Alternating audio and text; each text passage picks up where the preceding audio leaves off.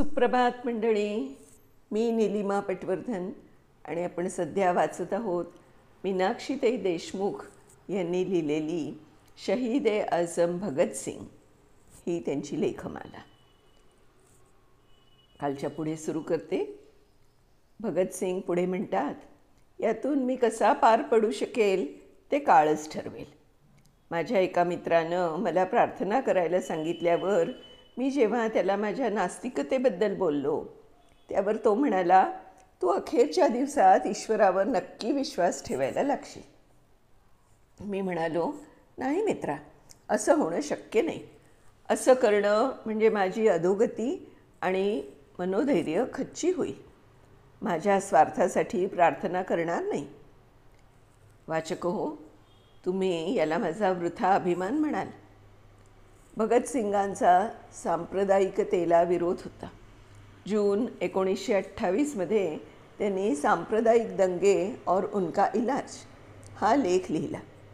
धार्मिक अंधश्रद्धा आणि कट्टरता यावर ते आपले विचार व्यक्त करतात.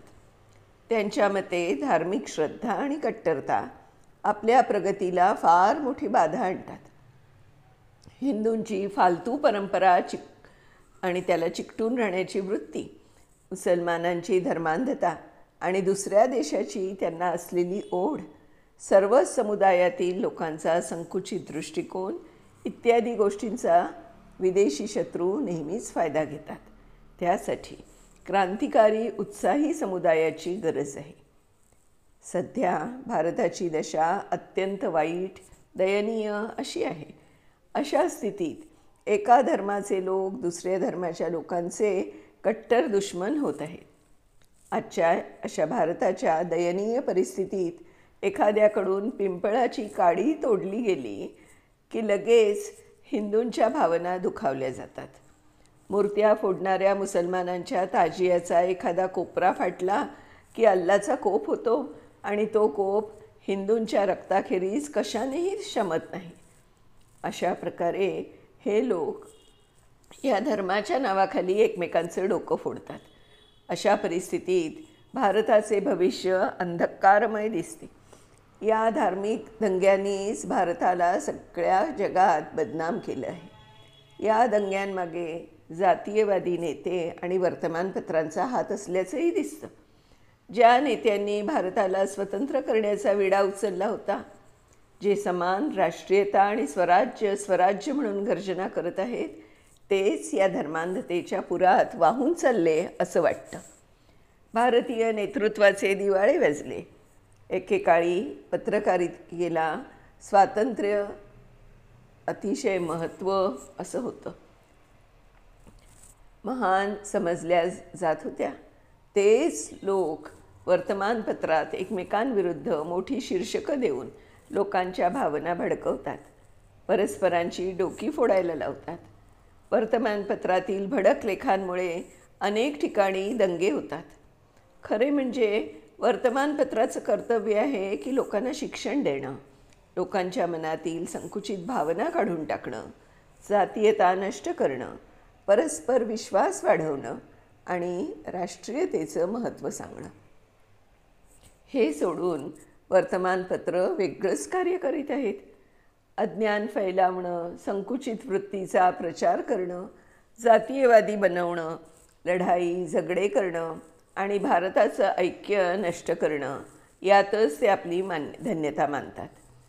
खेदाने भगतसिंग म्हणतात, भारताचा सद्यस्थितीचा विचार केला की डोळ्यातून रक्ताचे अश्रू वाहू लागतात आणि काळजात प्रश्न निर्माण होतो, भारताचं भविष्य काय? जातीय दंग्यांचं मूळ शोधलं तर आर्थिक कारण मुख्य असल्याचं लक्षात येतं. त्यासाठी भारताची आर्थिक दशा सुधारणं अत्यंत आवश्यक आहे. कारण सध्या भारतातल्या सामान्य जनतेची आर्थिक स्थिती इतकी वाईट आहे की तो सर्व सिद्धांत खुंटीला टांगून ठेवतो. मरता क्या नहीं करता अशी परिस्थिती आहे. भगतसिंग अस्पृश्यता पाळणाऱ्यांचा कडक शब्दात धिक्कार करतात. त्यांच्या मते सगळी माणसं समान आहेत. ना जन्माने कोणी वेगळा असतो ना कोणी कर्माने. त्याने भंग्याच्या घरात जन्म घेतला तर त्यानं तेच काम करावं. विकासाचं दुसरं काम करण्याचा त्याला हक्कच नाही. हीच गोष्ट योग्य नाही.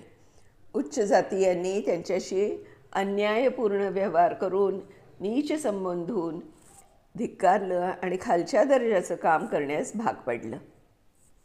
त्यांनी आवाज उठवू नये म्हणून त्यांना पटवून दिलं की हे तुमच्या पूर्वजन्माच्या पापाचं फळ आहे. त्यांचं दमन केलं. आता प्रायश्चित्त घेण्याची वेळ आली आहे. वेगवेगळ्या संघटनांनी एकत्र येऊन उच्च नीच भेद, खाण्यापिण्यातील विषमता मिटवून स्पृश्य अस्पृश्य शब्द मुळातून काढून टाकावा.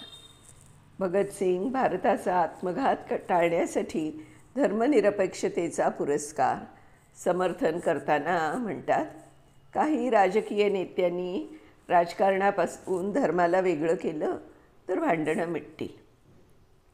त्याला आमचं समर्थन असेल.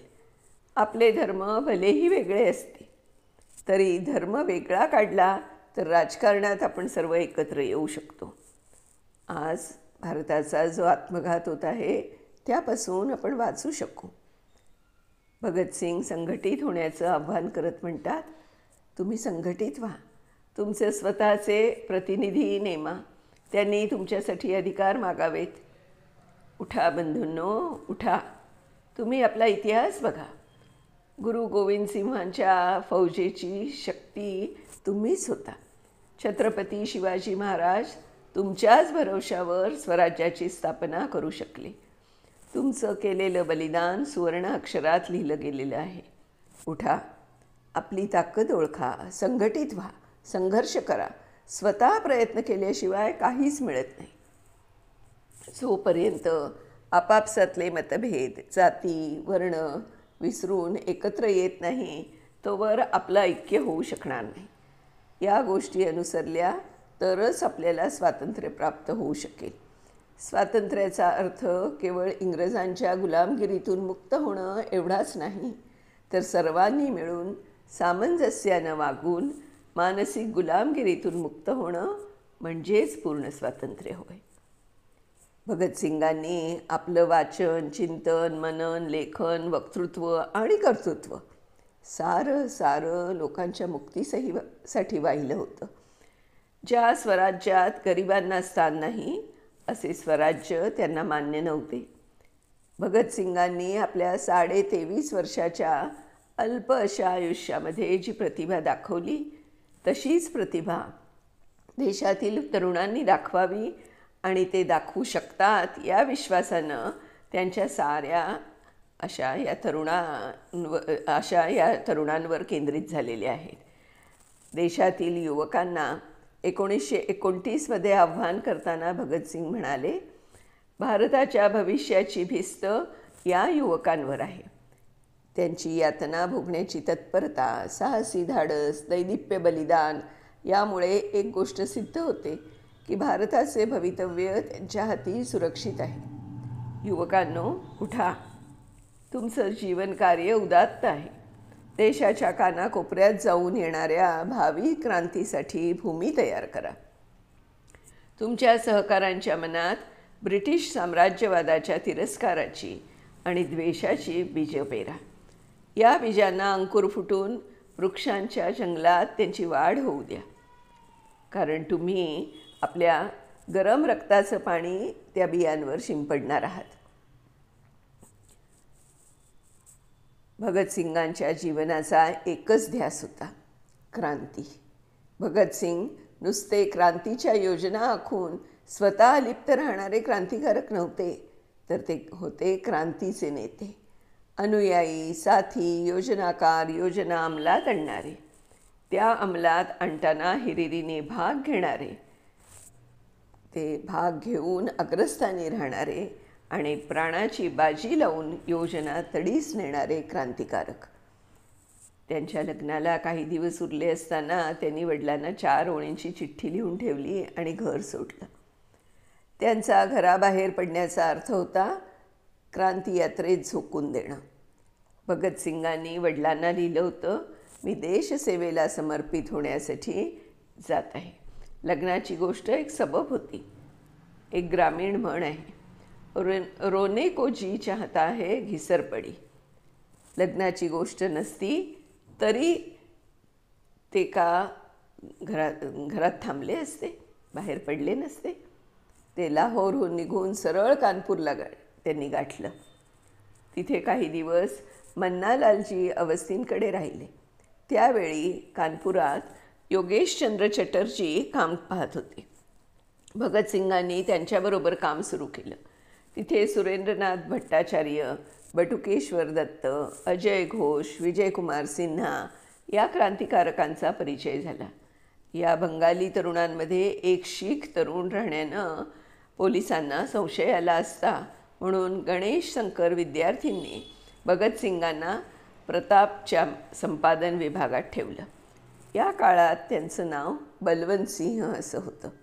ही व्यवस्था होण्याआधी खाण्यापिण्यासाठी काही दिवस भगतसिंगांनी वर्तमानपत्र विकून आपली अडचण भागवली होती. पोलिसांची देखरेख कानपूरवर वाढली होती.